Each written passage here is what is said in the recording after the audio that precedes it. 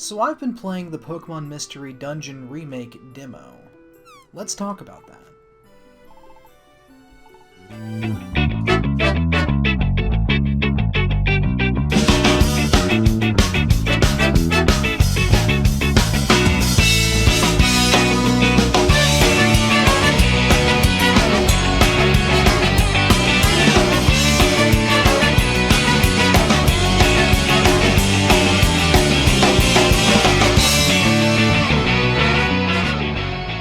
Hello and welcome, guys! So quick question, how many of you played the original Mystery Dungeon or any of its subsequent sequels on DS and 3DS? Additional question, out of those of you who have played them, how many of you have disliked them? Very few, I'd imagine. Between the adorable characters, the interesting stories, the amazing soundtracks, and the overall cute aesthetic of these games, it's not hard to see why these are some of the most popular spin-offs of the Pokemon brand. Let me start off by saying that I am a long-running fan of this series ever since the original entries on the GBA and the Nintendo DS. My very first game in this series actually was Rescue Team Red for the GBA, and that is because at the time I didn't realize that the blue version was specifically the Nintendo DS version. I had assumed that Red and Blue would both be GBA games.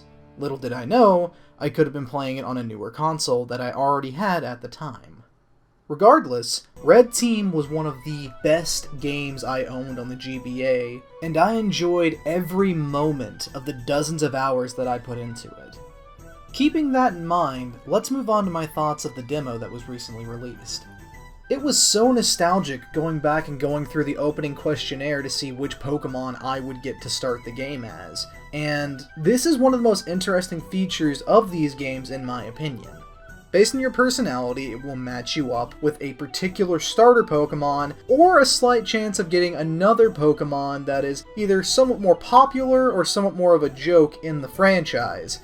For those of you who got Psyduck, I'm very sorry.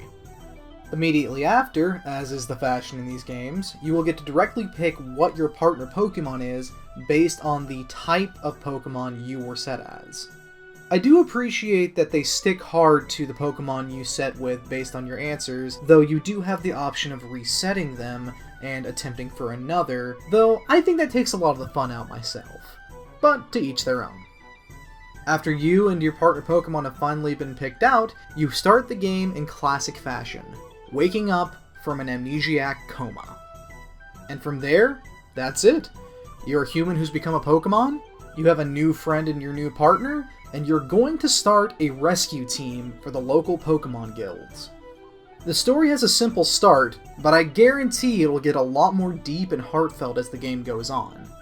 The demo itself only lasts roughly an hour and only really takes you through the first two story missions and a few optional side quests that you can start off with early on in the game. But by the point you're about to start the third story quest, it will let you know that if you want to experience more of the game that you should purchase the full release when it comes out in March. While it doesn't get into the nitty-gritty of the character building or the story at large, I feel the demo does a good job of drawing in the audience and making them want more. And it also makes me very excited for how this game is going to turn out as the full release comes out. The new storybook-style, color pencil-etched looking models look fantastic in my opinion. And seeing the expression on these characters' faces rendered in full 3D is just an absolute treat to behold. Along with that, the remastered soundtrack sounds amazing, and I do look forward to hearing the rest of the tracks when they finally are released. This series has always had such a peppy and upbeat fantasy adventure feel to it, and it's just enjoyable to listen to as you go through a dungeon or talk to the townsfolk. If anything, I'd argue the music is one of the most standout features to come from these games. If you've never heard the original music, please do look it up and give it a listen. The composition is just so well done, and you will feel like going on a video game style fantasy adventure after having listened to it. Going from the good to potentially somewhat annoying though, the controls really do emulate the feel of the Game Boy Advance and the Nintendo DS D-pad really well, for better or worse. This game may actually feel quite clunky to some people on the Switch, but I feel that will also fade the more you play the game. While certainly not bad, it may feel strange and may take some time to get used to at first. Even then, there are a lot of enjoyable parts to the gameplay. First and foremost, the adorable movement of your partner as you bump into them and they start spinning uncontrollably. Rolling around at the speed of sound, got places to go, gotta follow my rainbow. This remake also seems to add on to the gameplay using some mechanics taken from later games in the series, such as Gates to Infinity and Super Mystery Dungeon. The first and most obvious of which is Mega Evolutions. I understand why people might be slightly annoyed by this, as in a lot of recent games, such as Pokemon Let's Go Pikachu and Eevee for example, they've used Mega Evolutions as kind of a cheap gimmick to sell the game. This in turn has made even less sense recently due to the fact that Mega Evolutions aren't even available in the most modern gen of Pokemon, Sword and Shield. However, it is good to keep in mind that in Mystery Dungeon specifically, i.e. Super Mystery Dungeon, when they added Mega Evolutions, they worked very, very differently from the way they do in the main series games. While they do offer you a power boost, it's more so useful because as you move around, you essentially become an unkillable tank for a small period of time. This also doesn't fade between floors, but is more so based on a predetermined set of steps or movement.